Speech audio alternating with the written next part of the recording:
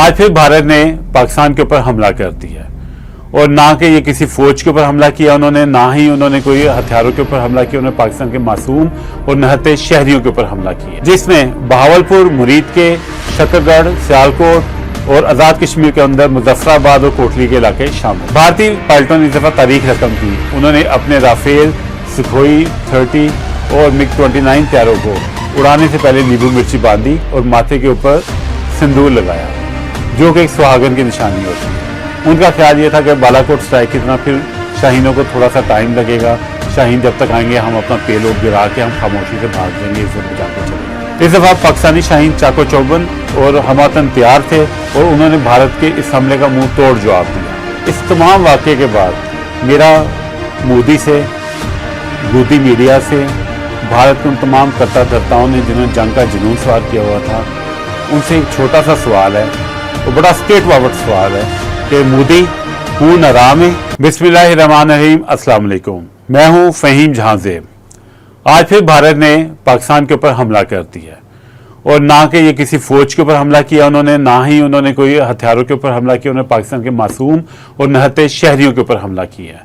भारत ने पाकिस्तान के अंदर बकौल उनके 9 मुकामात पे, जबकि पाकिस्तानी फौज के मुताबिक 6 से ज़ायद मुकामात के ऊपर हमला किया, जिसमें बहावलपुर, मुरीद के, शकरगढ़, सियालकोट और आज़ाद कश्मीर के अंदर मुजफ्फराबाद और कोटली के इलाके शामिल हैं। इन तमाम हमलों के अंदर मजमूई तौर पर 26 पाकिस्तानी शहीद हुए हैं, जिनमें बहुत सी ख़वातीन और मासूम बच्चे शामिल हैं, जबकि 46 पाकिस्तानी शदीद जख्मी है। भारत ने हमेशा की तरह इस तरह भी हमला करते हुए माजी की याद को ताज़ा किया। 1965 के अंदर जिस आधी रात को उन्होंने हमला किया था, उड़ी के हमले के बाद जब उन्होंने सर्जिकल स्ट्राइक, नाम नहाद सर्जिकल स्ट्राइक की थी, तब भी उन्होंने आधी रात को हमला किया था बकौल भारत के, जबकि पाकिस्तान के पास उस सर्जिकल स्ट्राइक का कोई भी आज तक पाकिस्तान से एक्सेप्ट नहीं किया। इसके अलावा पुलवामा के हमले के बाद भी जब बालाकोट स्ट्राइक की गई थी, वो भी आधी रात को की गई थी। सेम इसी पैटर्न को, इसी रविश को जारी रखते हुए भारत ने एक दफ़ा फिर रात के अंधेरे में पाकिस्तान के ऊपर हमला किया। उनका ख्याल ये था कि बालाकोट स्ट्राइक की तरह फिर शाहीनों को थोड़ा सा टाइम लगेगा। शाहीन जब तक आएंगे हम अपना पेलोड गिरा के हम खामोशी से भाग जाएंगे, इज्जत बचा के चले जाएंगे।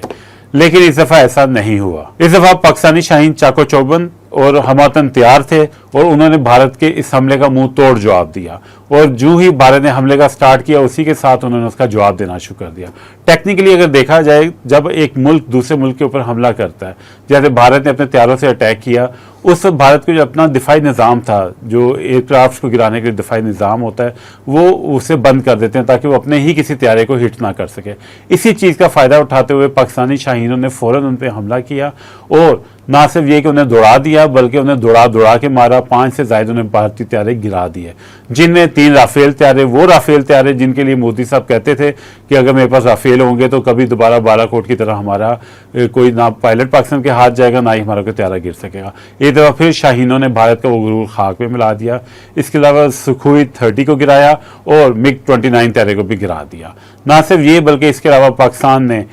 भारत के बहुत से ड्रोन्स को, कॉम्बैट ड्रोन्स को गिराया और पाकिस्तानी फौज ने लाइन ऑफ कंट्रोल के पार बहुत सी पोस्टों को तबाह बर्बाद कर दिया और भारतीय सूबे मजबूर हो गए कि उन्होंने वाइट झंडे लहरा के अपनी हार को तस्लीम किया। भारतीय पायलटों ने इस दफ़ा तारीख रकम की। उन्होंने अपने राफेल, सुखोई 30 और MiG-29 तैयारों को उड़ाने से पहले नींबू मिर्ची बांधी और माथे के ऊपर सिंदूर लगाया,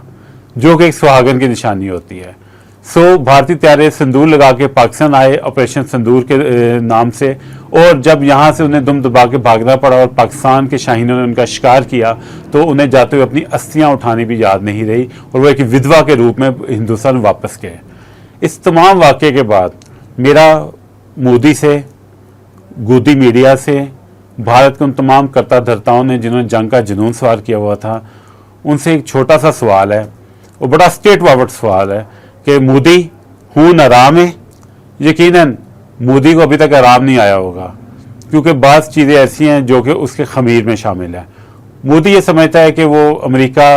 और दूसरी आलमी ताकतों की तरह पाकिस्तानियों का भी जज्बा तोड़ सकता है, पाकिस्तान को तबाह बर्बाद कर सकता है, जो कि नामुमकिन है। पाकिस्तानी शाहीनों ने एक दफ़ा फिर तारीख रकम कर दी है। दुनिया की तारीख की जितनी भी जंगें हैं, उन जंगों में ये जंग बहुत स्पेशल तरीके से पढ़ाई जाएगी। ये जो झड़प हुई है गुज़िश्ता रात को, इसे एक स्पेशल मुकाम होगा, क्योंकि एक तरफ जो भारतीय फौजी थे, अगेन वो नींबू मिर्ची और संदूर के साथ आए थे। पाकिस्तानी शाहीनों ने जेट एंड सी और GF-17 थंडर और F-16 के साथ उनको नाको चने चबवा के वापस भगा। नाजरीन, जंग सिर्फ दू बदू लड़ाई का नाम नहीं है, ये जज्बों की जंग होती है, इसमें नफ्सियाती जंग होती है, और नफ्सियाती जंग वो होती है कि जो बहुत लंबे अरसे तक लड़ी जाती है, और उसमें वही विनर होता है जो नफ्सियाती तौर पे अपने आप को स्ट्रॉन्ग साबित करता है। नफ्सियात जज्बे के अलावा जंग में सबसे अहम चीज़ होती है आपका मसल, आप में कितनी ताकत है और आप उसको किस तरह इस्तेमाल कर सकते हैं, आपकी टेक्निक क्या है जंग के ऊपर। जंग के ऊपर अगर लेक्चर, लेकिन आज हम थोड़ी बात वॉर इकोनॉमी के ऊपर करते हैं। दुनिया में जितनी भी जंगें होती हैं, जंगों के बाद देखा जाता है कि उन मुल्कों का असले की जो सेल होती है उसमें इजाफा होना शुरू हो जाता है, और हर जंग में मुख्तलिफ ममालिक जो तरक्की याफ्ता ममालिक होते हैं वो अपना डिफरेंट किस्म का असला इस्तेमाल करते हैं। पाकिस्तान की अगर जंगें देखी जाए तो 1965 की जंग, 1971 की जंग, उसके बाद कारगिल की वॉर, उसके अलावा जो हमारी सियाचिन के ऊपर 84 में जंग लड़ी गई, और उसके अलावा हालिया जंगें जितनी भी हैं उसमें हमेशा चीन ने आगे बढ़ के पाकिस्तान का साथ दिया है और कभी पाकिस्तान की पुष्ट नहीं लगने दी। हालिया वाक़े में भी जब 22 अप्रैल को जो वाक़या हुआ था पहलगाम के अंदर, उसके फ़ौरन बाद जब हालात देखे गए वो पता चला कि पाकिस्तान के ख़िलाफ़ भारत की जंग की कोई कार्रवाई करने का इरादा है, तो चाइना ने फ़ौरन 240 PL-15 जो मिसाइल थे वो पाकिस्तान भिजवा दिए। आगे चल के मैं थोड़ा डिटेल आपको बताऊंगा PL-15 के हवाले से, लेकिन अभी ज़रा दूसरी चीज़ों के ऊपर हम डिस्कस करते हैं बैठ के। आप देखिए, ये जंग ना सिर्फ नर्व्स की जंग थी, उसके अलावा पूरी दुनिया देख रही थी कि इस जंग में पहली दफ़ा राफेल तैयारी की, जो कि 2001 से फ्रांस से बड़े बहुत फ़ख्र के साथ उड़ा रहा है, दुनिया के बहुत से मुल्कों से इस्तेमाल कर रहे हैं, और भारत भी बहुत ज़्यादा तुनतने के साथ वो बहुत दावे बुलंदबाग दावे करके लेके आया था। राफेल की और पाकिस्तानी GF-17 थंडर की और J-10C की लड़ाई थी, और देखना था कि कौन सा जहाज़ इसमें भारी पड़ता है।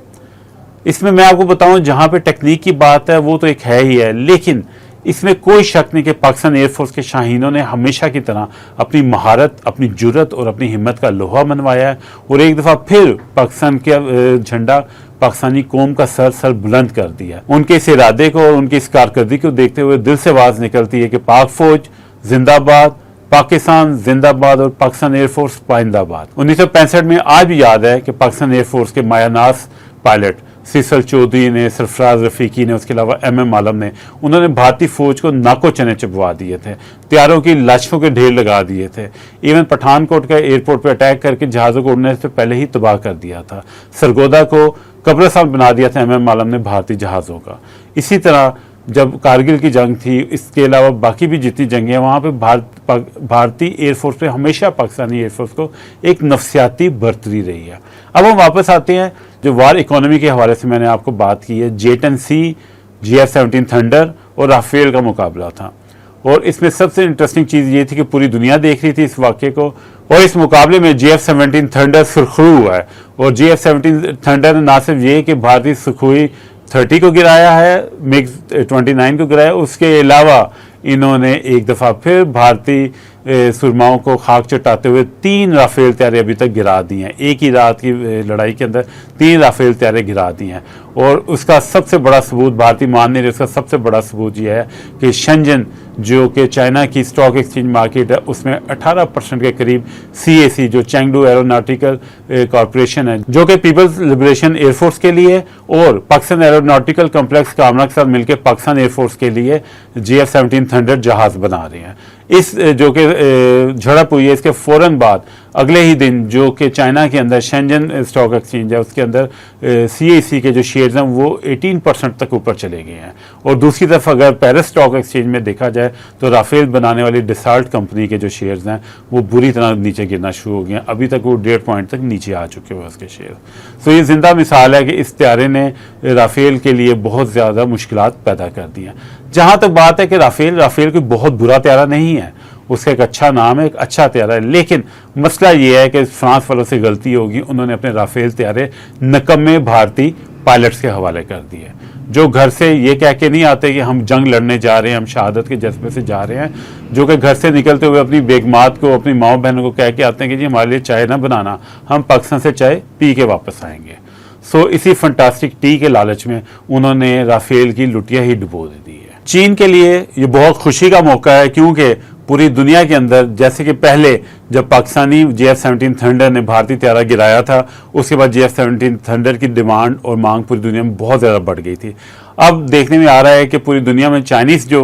जंगी सामान है उसकी भी मांग बहुत ज़्यादा बढ़ जाएगी। उसकी वजह यह है कि क्योंकि अमेरिकी सामान और जो रशियन जितना भी इक्विपमेंट है उसकी दुनिया में बहुत ज़्यादा टेस्टेड है, काफ़ी दफ़ा जंगों में इस्तेमाल हो चुका है, जबकि चाइना का सामान बहुत ज़्यादा जंगों में इस्तेमाल नहीं हुआ। और ये पाकिस्तान को हर दफ़ा एजाज़ जाता है कि पाकिस्तान जो कि चाइनीज़ सामान को इस्तेमाल करता है, चाइनीज़ जंगी हथियारों को, जंगी सामान को इस्तेमाल करता है, उस असले को इस्तेमाल करके उसकी दुनिया में धाक बैठा रहा है। माजी के कुछ हालात के बाद, क्योंकि पहले पाकिस्तान का मेजर जो सप्लायर था जंगी साजो सामान के अंदर वो अमेरिका होता था, लेकिन हाल ही में गुज़िश्ता दहाई में पाकिस्तान ने अपनी तमाम तवज्जो चाइनीज़ सामान की तरफ मरकूज़ कर दी है और पाकिस्तान का तकरीबन 80% जो दफ़ाई सामान है वो पाकिस्तान चाइना से ख़रीद रहा है, उसके अलावा फ्रांस और कुछ दूसरे यूरोपीय ममालिक से ख़रीद रहा है। सो जो पाकिस्तान का इन्हिसार चाइना के सामान पर बढ़ता जा रहा है, वैसे ही पाकिस्तान इसको इस्तेमाल करके चाइना की धाक भी पूरी दुनिया पर बढ़ाई जा रहा है। अब आपसे डिस्कस करते हैं इस झड़प का एक खुफिया हीरो जिसने इस झड़प में राफेल और JF-17 थंडर और J-10C में बहुत बड़ा फ़र्क क्रिएट किया है। वो है PL-15 मिसाइल, जो कि 22 अप्रैल के बाद चाइना ने फौरी तौर पर 240 मिसाइल पाकिस्तान भिजवाए थे। इन मिसाइलों की खसूसियत ये है कि ये बियॉन्ड विजुअल रेंज काम करते हैं, आँख की पहुँच से दूर, और तकरीबन 200 से 300 किलोमीटर दूर तक काम करते हैं। यानी त्यारा आपसे 200 किलोमीटर 300 किलोमीटर दूर होता है तो इतनी दूर से उसको लॉक करके उसका निशाना बना देते हैं ये। उसके अलावा इनका वज़न तकरीबन 200 किलोग्राम होता है और इसकी जो अगर साइज़ देखा जाए तो ये 4 मीटर के करीब होता है और इसकी स्पीड देखी जाए तो मार्क 4 के करीब इसकी स्पीड है, जो कि बहुत ज़्यादा स्पीड है और राफेल को बड़ी ईजीली जाके, राफेल की स्पीड मैक्सिमम मार्क 2 के बराबर है, तो ये राफेल को ईजीली हिट कर सकते हैं जाके। अब जब चाइना ने पाकिस्तान को अपना PL-15 मिसाइल भेजा था तो कुछ भारतीय जो डिफेंस मैगजीन से, डिफेंस जर्नल से, वो कह रहे थे कि पाकिस्तान को एक्सपोर्ट वर्जन भेजा गया है जिसकी जो रेंज है वो मैक्सिमम 145 किलोमीटर तक होगी। इसमें एक एशियन डिफेंस जर्नल है, उसने भी बहुत ज़्यादा इस पर रिपोर्ट्स की थी। लेकिन आपको ये समझना चाहिए कि जब चाइना अपना एक ऐसा हथियार दे रहा है जिसको उसने पूरी दुनिया के सामने शोकेस करना है, जिसको मार्केट में उन्होंने दिखाना है कि इसकी ये कैपेबिलिटी है, तो कभी भी अपना कोई ऐसा हथियार आपको नहीं देगा जिसकी क्वालिटी अच्छी ना हो। और दूसरी चीज़ ये है कि इसको साबित तो कर ही दिया पाक फ़ज़ाइया ने, उन्होंने एक ही रात के अंदर 5 भारतीय त्यारे इसी मिसाइल को इस्तेमाल करते हुए गिरा दिए। लाजमी थी कि सिर्फ यही मिसाइल यूज़ हुआ हो, पाकिस्तान एयरफोर्स के पास बहुत से हथियार हैं, लेकिन PL-15 ने भी अपनी धाक बैठा दी है। अब यहाँ तक हालात पहुँच गए कि भारत ने पाकिस्तानी शाहीनों के डर से और इन मिसाइलों के डर से तमाम त्यारे ग्राउंड कर दिए हैं और फॉर द टाइम बिंग भारतीय फ़ज़ाइया में कोई भी त्यारा आपको उड़ता नज़र नहीं आ रहा। पाकिस्तानी JF-17 थंडर्स के ऊपर और J-10C के ऊपर जहाँ पे PL-15 मिसाइल लगे हुए हैं, उसके साथ ही PL-10 मिसाइल भी है जो कि विद इन व्यूइंग रेंज के अंदर काम करता है और ये जो करीब की लड़ाई होती है उसके अंदर भी बड़ी स्पीड से जो मुखालिफ त्यारा है जिसको डॉग फाइट कही जाती है, उसमें जो मुखालिफ त्यारा है उसको बड़े अच्छे तरीके से उसको तबाह करने की सलाहियत रखता है। So for the timing Pakistan air force ने जो एक चंद लम्हों की तकरीबन 1 घंटे की झड़प हुई है उसके अंदर अपना लोहा मनवा लिया है और मकबूजा कश्मीर के अंदर 3 त्यारे और बठिंडा और दूसरे इलाकों में 2 त्यारे गिराने के अलावा बहुत से ड्रोन्स और बहुत से भारतीय मुकामात को, जिसमें बटालियन हेडक्वार्टर है, उसके अलावा एक ब्रिगेड हेडक्वार्टर है मकबूजा कश्मीर के अंदर, और कई पोस्टें ने तबाह करके रख दी है। सो आज के दिन तक भारत को काफ़ी आराम है, काफ़ी सुकून के साथ बैठे हुए हैं और तमाम भारतीय अवाम इस भारतीय सरबराह से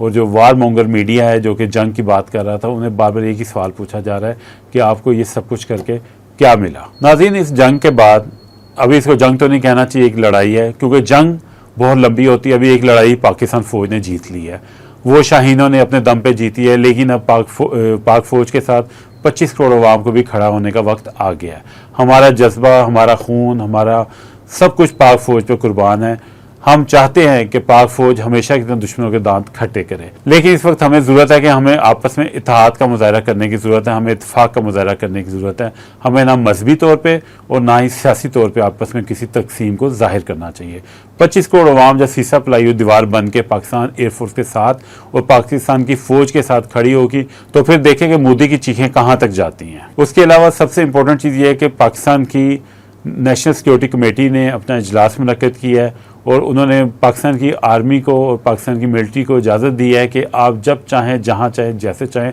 हमला करके दुश्मन के दांत खट्टे कर सकते हैं। नाज़रीन, ये तो अभी एक लड़ाई जीती है, अभी हमने जंग जीतनी है, और जंग हमेशा हौसले